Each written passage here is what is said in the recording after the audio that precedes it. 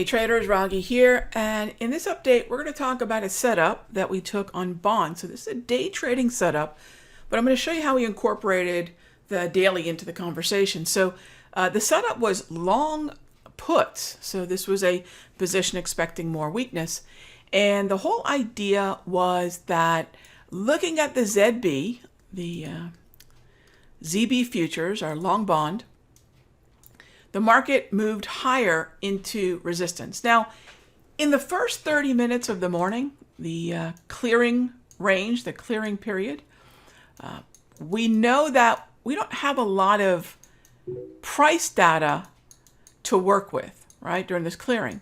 And so what I do is I lean a lot on volume and volatility. And that was sort of the double setup that we had, volume and volatility. And it was in the right environment. It was a neutral yellow environment. Okay, so that sets up a short. Now, because it is so early in the morning, and while I do love to trade the futures, ZB could be tricky because we could see a lot of noise before, or even if it dropped at all. But TLT is a very affordable way into the trade. It's a low-cost way into the trade. And that's what we did. So V-score, the extreme in terms of standard deviation, which is resistance using volume, specifically volume weighted average price, and then my HPMR, which is a process of projecting support and resistance using volatility, both set up the trade.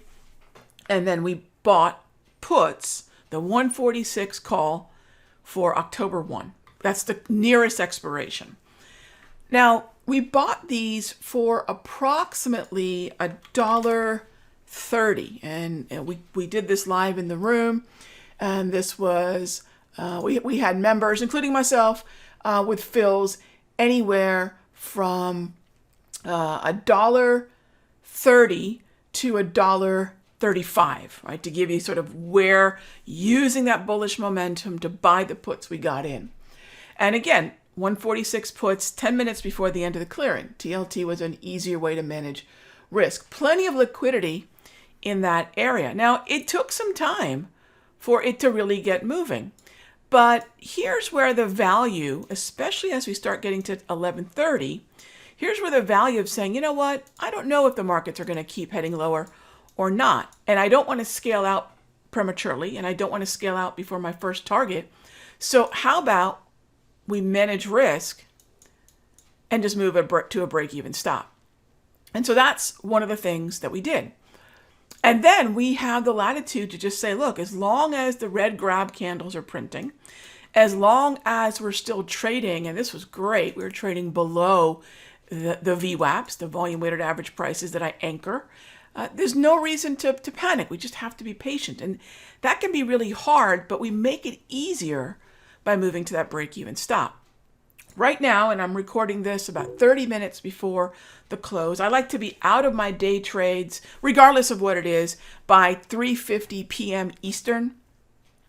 And in the case of TLT, because it does expire October 1, I could keep a small 25% position on, if I felt like it. But right now, remember those 130 puts, right? $1.30 is what we paid for them, not 130 puts. We paid $1.30 for them, are now trading at, let's see, the last just went off at, survey says, $2.41. $2.41. So not quite a 2x, but that's the kind of day trade that I like to put on. It doesn't look sexy, but if you give something enough time, it may be. And not only do we give it enough time, we weren't just giving it time because we did not want to accept a loss or we did not want to accept the trade was no longer valid. The trade remained valid. It remained below our break even. So why not then, under that kind of validity, give it some time to work for us? All right. So that's a ZB trade that we took using the TLT ETF. And notice through this entire discussion, the trade was built on the ZB future. So even if you trade futures, no problem, same setup. Even if you trade options on ETFs, again, it's the same setup. How you execute the idea, going with the ZB futures, versus going with the TLT puts.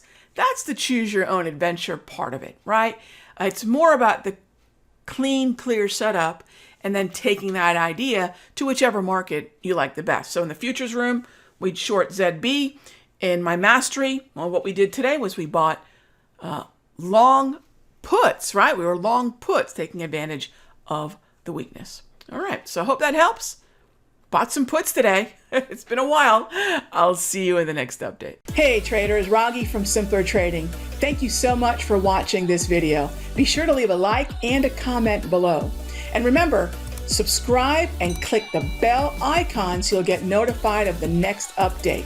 And when you're ready to join me for live trading, be sure to head on over to simplertrading.com. I'll see you in the next update.